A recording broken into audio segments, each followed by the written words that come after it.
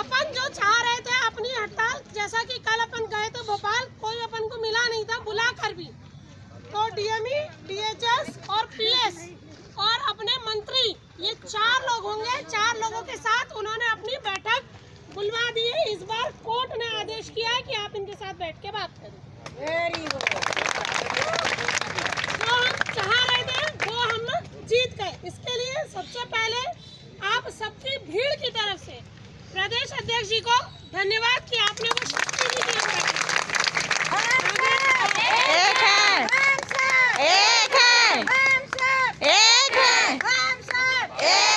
हमारा नेता कैसा हो? हमारा नेता कैसा हो? रेखा दीदी जैसा हो। हमारा नेता कैसा हो? रेखा दीदी जैसा हो। हमारा नेता कैसा हो? रेखा दीदी जैसा हो। हम सब एक है, हम सब एक है। हमारी मांगे पूरी करो, हमारी मांगे पूरी करो। आज हड़ताल अपन ने तोड़ी नहीं है, समझा देना सबको, ठीक है? बैठना चलिए। इतने मुर्दाबाद बोलने के बाद मेरे पास बोलने को कुछ कहना नहीं है। जैसा है वैसी आवाज़ है, मेरी आवाज़ तो कहीं दब जाती है। सीमा भी मैं इतने खड़ी होता हूँ, आप लोग को दिख जाऊंगी थोड़ा।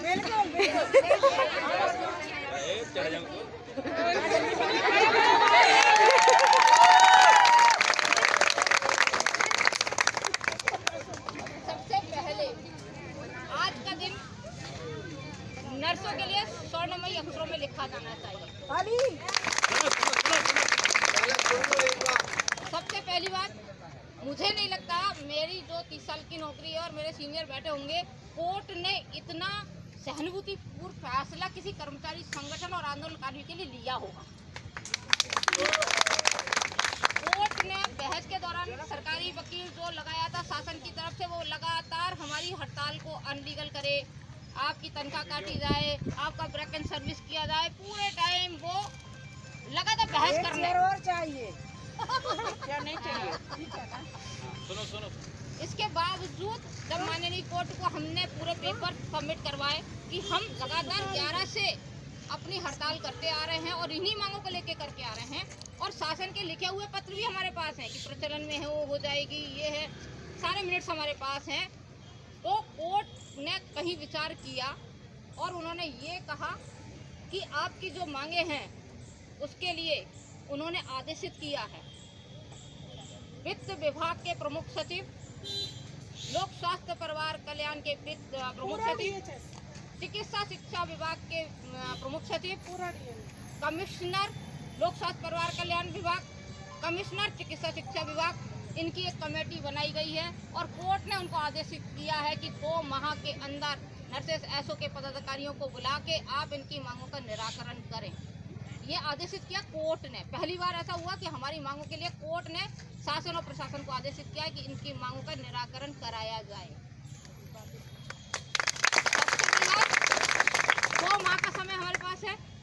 हमने कोर्ट को फिर बताया कि ऐसे आदेश बहुत सारे हो चुके हैं। इस बार कोर्ट ने कहा है कि आपके पास एक और अधिकार आ गया, अगर 2 माह में आपकी मांगों का निराकरण नहीं होता तो हम कोर्ट ऑफ कंटेम्प्ट लगाएंगे शासन और प्रशासन के ऊपर।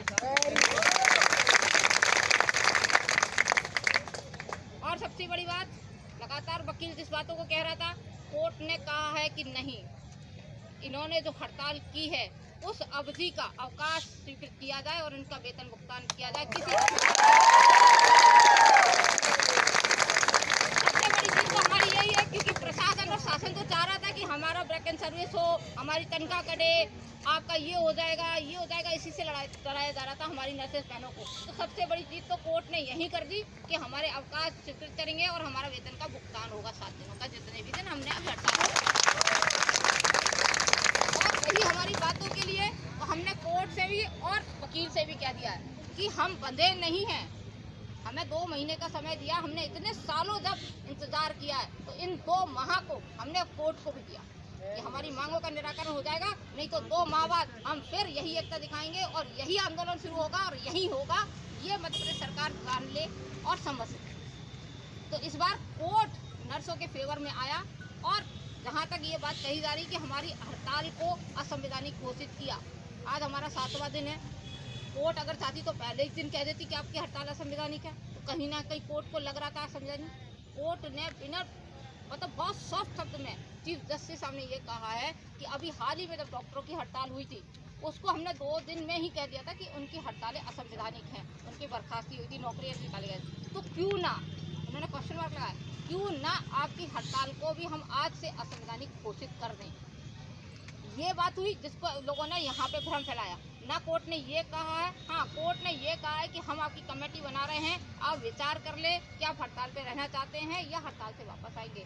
हमने उनसे बिल्कुल आदर तरीके से कहा है कि हम 4 बजे जो हार्ड कॉपी हमारे पास आएगी फैसले की, उसके बाद हम विचार करेंगे कि हमको हड़ताल पे रहना है कि हम हड़ताल से वापस जा रहे हैं। तो अभी तक आपके हाथ में और अभी भी नहीं तोड़ेंगे और हड़ताल पे हैं, इसलिए आप बिल्कुल निश्चिंत रहिए। 4 बजे तक हम यहीं हैं, विक्टोरिया भी घूम के आ जाते हैं। 4 बजे हार्ड कॉपी जैसी हाथ में आएगी और हम सब मिलके इस बार ये रणनीति तय करेंगे कि अभी हमें आगे क्या करना है। या मैं या कोई भी, पूरे प्रदेश में मैंने वीडियो वायरल इसलिए करना पड़ा मुझे और यहाँ आने में देरी इसलिए हुई कि लोगों को भ्रमित करने के लिए बहुत सारे लोग खड़े हो गए कि असंवैधानिक हो गई हड़ताल, हड़ताल तोड़ दी, ऐसा हुआ। इस बार हमने शासन प्रशासन से बातें हुई है, इस बार माननीय कोर्ट हमारी मांगों को लेकर बीच में है और कहीं ना कहीं आप ध्यान रखिएगा कि संविधान जब बीच में आता है तो उसका निराकरण अपने ही फेवर में होगा और बहुत जल्दी होगा।